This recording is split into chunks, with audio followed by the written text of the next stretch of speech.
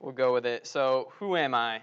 Or AWS STS, get caller identity, right? So if you don't know what that is yet, you'll learn. But so as we mentioned, I'm an alumni, just graduated last year, was on the Sparta e-board, and I currently work for JP Morgan Chase as like a cloud security engineer or software engineer, analyst. I don't really know what I am, but so what we're going to talk about. We're going to introduce some basic AWS concepts. I don't know how familiar you guys are with it. Have you guys done like a basic cloud talk during education at all? A little bit? Okay, cool. And then the best way to learn, in my opinion, is just jump straight in and do it. So we're going to attempt a live demo of some like Ctf challenges from this thing called flaws.cloud, which is a pretty fun way to learn. So it covers some things like S3 bucket misconfigurations, EBS snapshot misconfigurations, overprivileged identity access management controls, and finally server-side request forgery.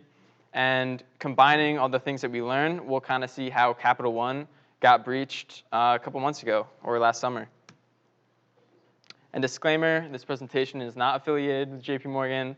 And it's illegal to commit crimes, so whatever you do with this knowledge, it's not on me. All right, so how to hack AWS. It's this easy. We Google it. We're done. I'll see you guys later. Unfortunately, that's not the case, right? So if we want to take a step back and really think, like, what is the cloud? Like, what is AWS? One thing to consider is that they offer this shared security model. So it's both the customer and AWS as a whole responsibility to like practice security. And what does this mean for us?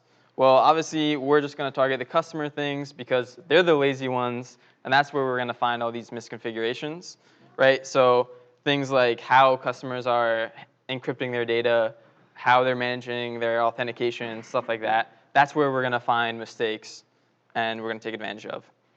So flaws.cloud. This is the CTF that I'm talking about. We don't have to run through the whole thing, just kind of things that you guys are interested in is what I can show you.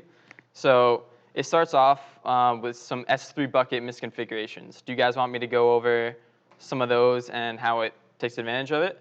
Or I'll skip to the next one. Raise the hands. Who wants to look at some S3 buckets? All right, enough people. So, 1 second.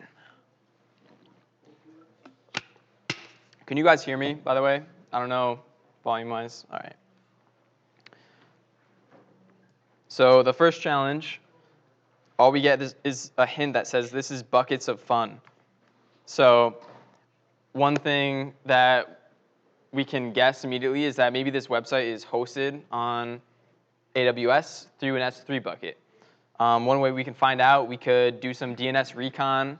We could find out that it is, in fact, being hosted by AWS. So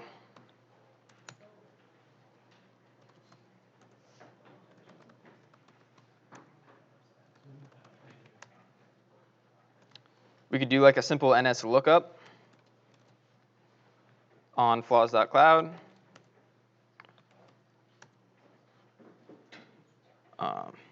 Whoops.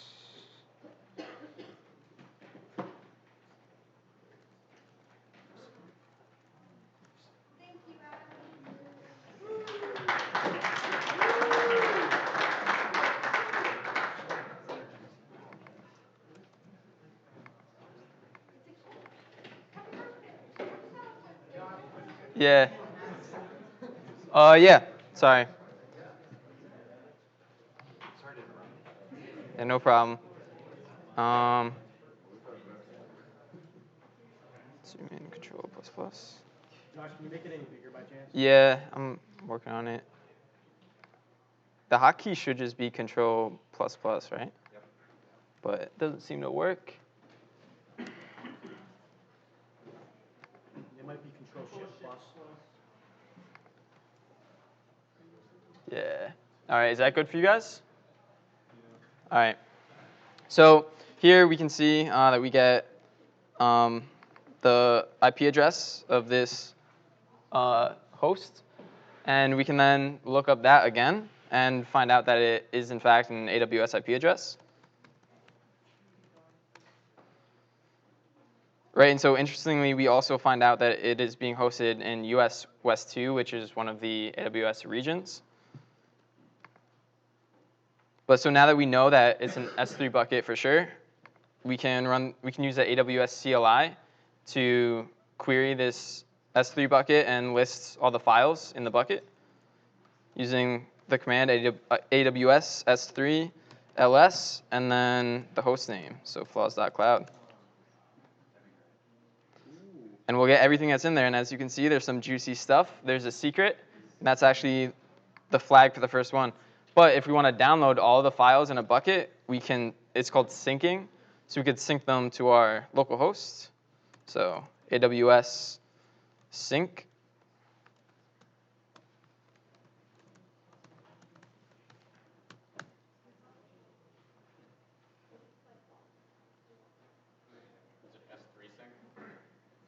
Yeah, it is. Thank you.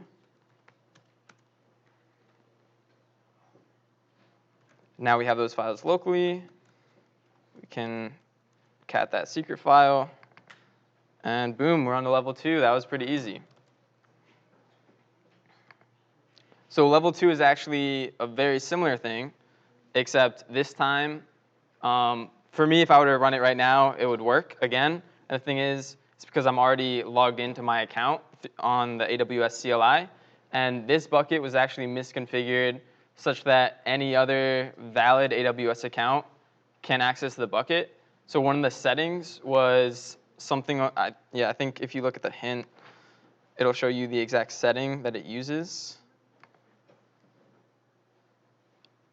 Right, where it says any authenticated AWS user can use this bucket, which some people out there might get a little confused at what that means and think that AWS users on their account can use this bucket, but it's actually public to the world, so anybody can access that.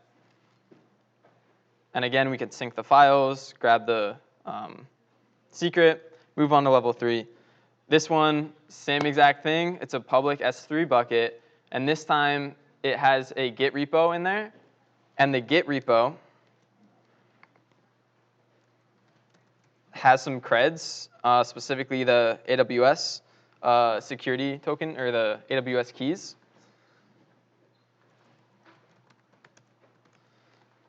So first off, when I synced the files and saw that it had a Git directory in there, you can look at the Git log and see past commits. And in this case, I'm not too good with Git, so I don't know actually how to reset it after I already changed it. But you could see that somebody made a commit saying, oops, I accidentally committed my AWS keys. So I checked out that commit hash, and there it is, access keys. So once you have those AWS access keys, you can configure the AWS CLI to use those access keys, and you're now logged in as this guy's account. So let's go ahead and do that.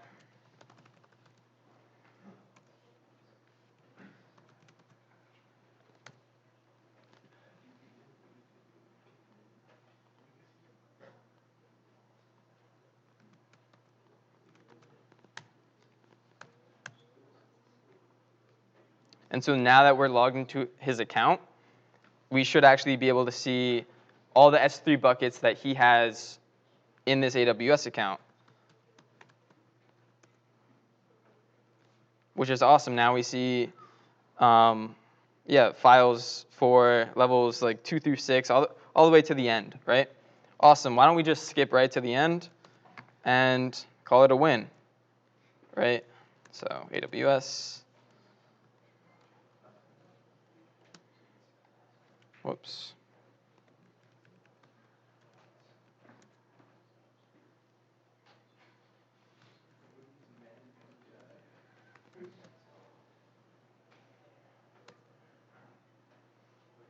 So unfortunately, we don't have access to do that. So we do have to keep going through the challenges, think of another creative way to do this. So the next challenge, where it gets a little bit more interesting. We get away from S3 buckets. Now this challenge mentions that there was a snapshot taken for the EC2 instance that is running. And a lot of people misconfigure their snapshots, making them public to the world. And by default, they're unencrypted. So anybody can go and view these snapshots, right? And it is actually a ridiculous amount of people that do this. So yeah, I'll show you. If we go through like the AWS console and you just look at snapshots, there's like an infinite amount of possibilities. Every day there's tons of new snapshots that you can then pull and mount to your EC2 instances and go through their file system and see if they've left any secrets or SSH keys, anything, really.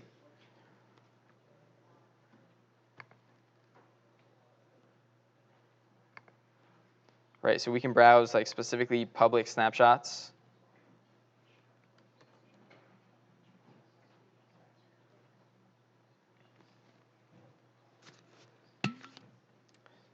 And there's just tons of them.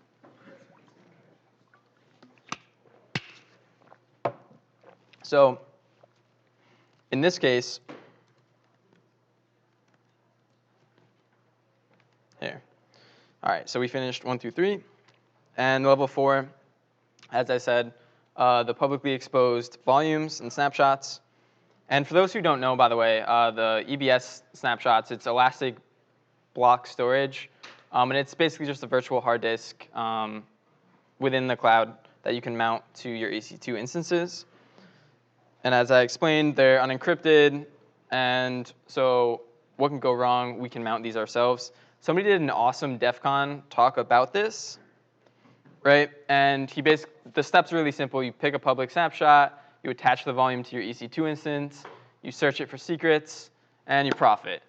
But that process kind of takes a while, right? You got to spin up an EC2, you got to mount it, you got to manually search through all these things. He made an awesome tool. It was posted like last week. So like you would think that this is like an old school kind of thing. AWS has been around for a while. Nobody's still going to be like accidentally posting public snapshots. Well, it's very much a real thing. This tool is like brand new. I've messed with it a little bit. Here's a screenshot of like people with Etsy shadow files publicly available on their snapshots from less than a week ago. So pretty cool stuff.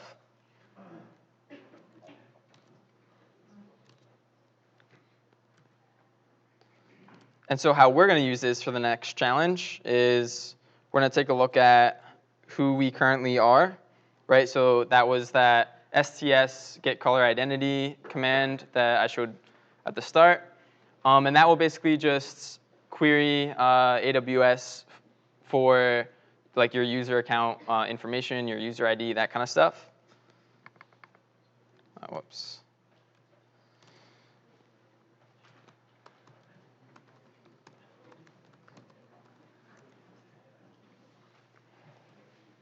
All right, so now we can take our account ID and basically filter for public snapshots just within this account ID. So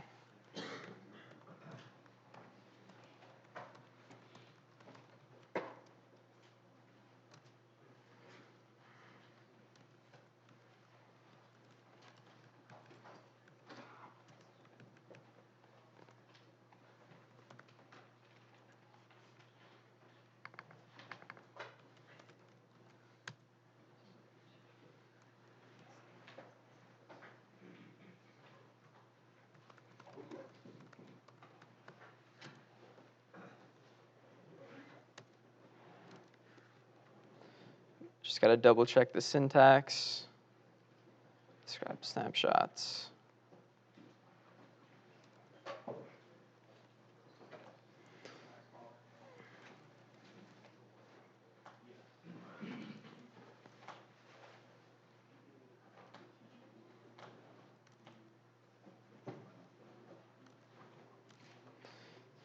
Missing a hyphen right there, that'll do.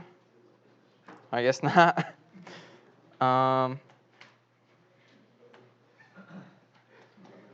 AWS EC2 describe.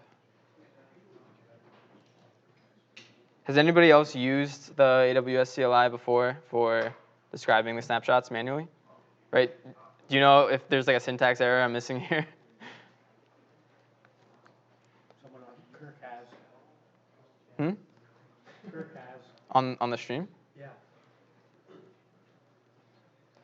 Yeah. I wonder if we can just search it through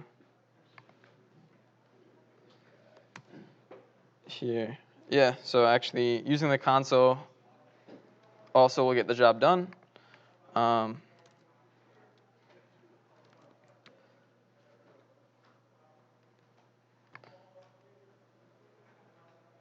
So yeah, we should be able to create a volume directly from this snapshot and then spin up an EC2 instance, attach the volume, and then search it for any sort of keys or anything left on there.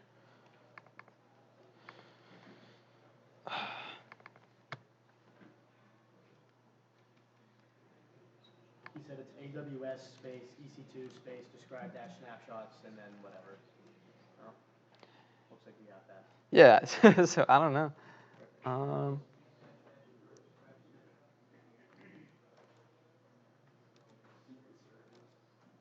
Oh, there's no dash dash in front of describe. He said no double dash. Yeah, that'll do.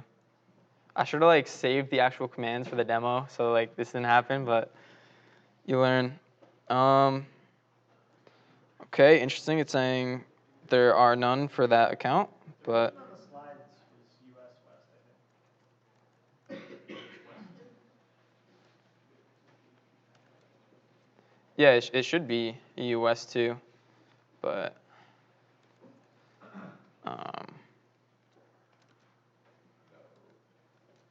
oh, I had EU. Okay, yeah. I've made that typo so many times on AWS, and it drives me nuts because it takes me so long to catch that. Okay, cool. Yeah, so we got the snapshot, and now we can actually go and launch an EC2 instance and mount it.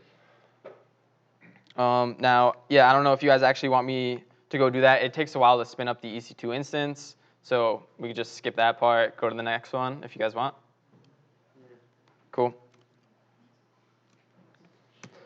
All right, so the next level. So for clarity, after you do spin up that EC2 instance, it's running an Nginx server, and you can find the exact command used to launch that, in which they hard-coded the password.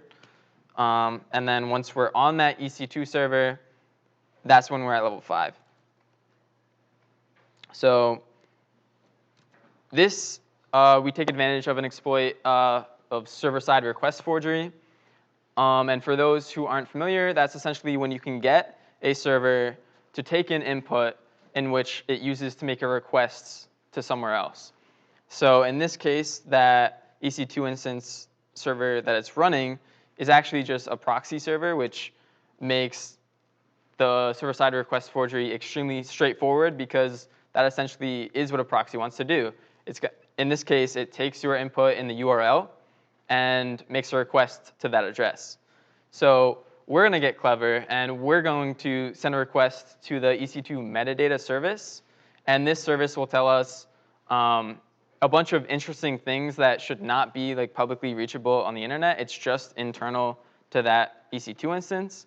But in this case, we can actually find out like the AWS keys that this EC2 instance is running, so the actual IAM role, and we can then assume that role. So if we hop back to the challenge, we can see how this works if you just browse to like this URL. It is this proxy server is making a request to flaws.cloud. It is receiving the request, and then it's sending that request back to you, the computer that actually requested it in the first place. So if we send it that metadata address of 169.254.169.254, we'll be able to actually get that local metadata service on our remote computer. And then from there, we can browse through a bunch of the different files it has. I don't remember exactly where it was manually, but eventually that will lead you to the secret key, which you can then upload that into your AWS configuration file, and you are now the role of whatever that EC2 instance was configured with. So, one second.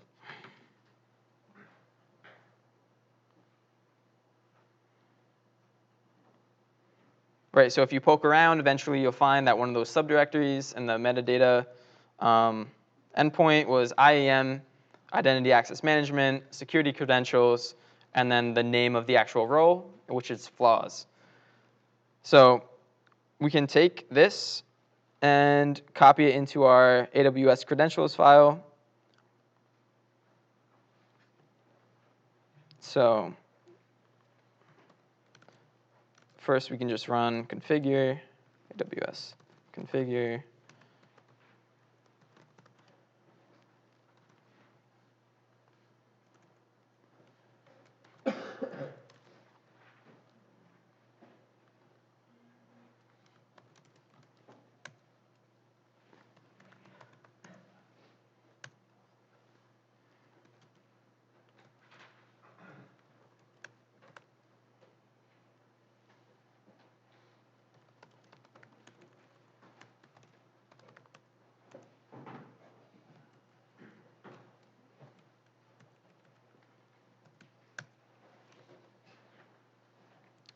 Did it not work? So it does when you run. So the difference here is that when you run AWS Configure, that will just set up the access key and secret key. But an IAM role is actually unique because it assigns it this security token, which you can't manually configure through the AWS CLI, as far as I know. So the only way would be to manually edit the file and add this secret token to it.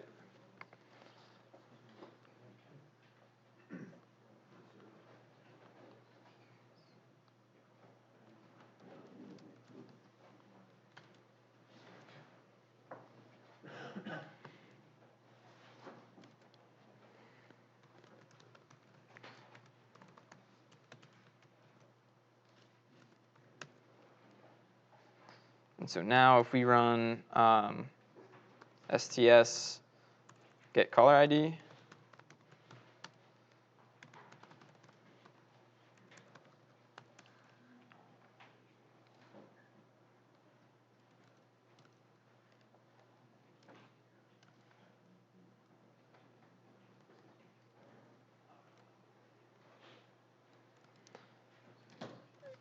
could be messing up the syntax again, but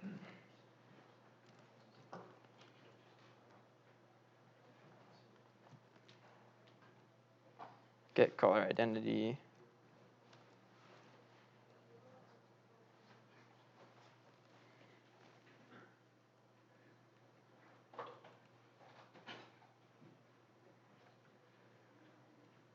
Oh. All right, cool. So yeah, now we see that we assume the role as this new user. And from here, you can then enumerate what kind of permissions that new role has. So in many cases, you'll see things such as this new role has access to new S3 buckets, which aren't public to the internet, but it was public to that proxy server.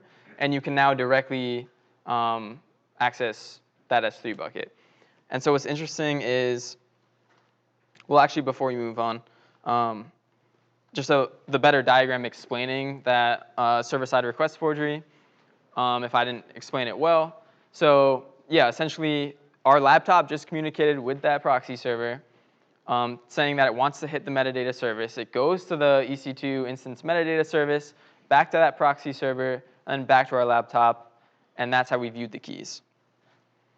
And so the case study around this is a couple months ago, Capital One got breached. And what happened essentially is I don't know all the details, and not all of it has been like published publicly or well, but essentially somebody was able to get access to a web application firewall for Capital One, and yeah. Question? Just timing is impeccable. I ran Capital One's cloud security team, so I'd love to talk more about what happened. Yeah, I would love to hear it, especially from, actually, yeah, do you want to come up and do you have anything that you want to say about it? Yeah. Wow, that is actually awesome. Yeah. It's almost like we rehearsed this, right? Yeah. Sorry, your name? I'm Josh. I don't know if you want the mic too,